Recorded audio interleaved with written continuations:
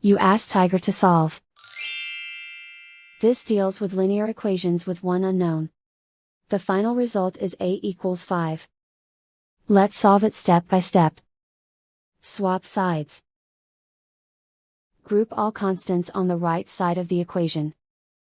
Subtract 1 from both sides. Group like terms. Simplify the arithmetic.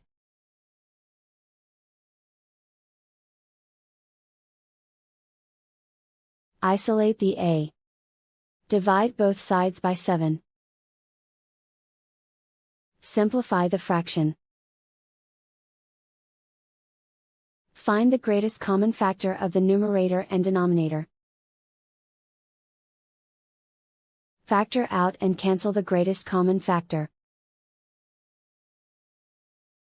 And so the final result is a equals 5.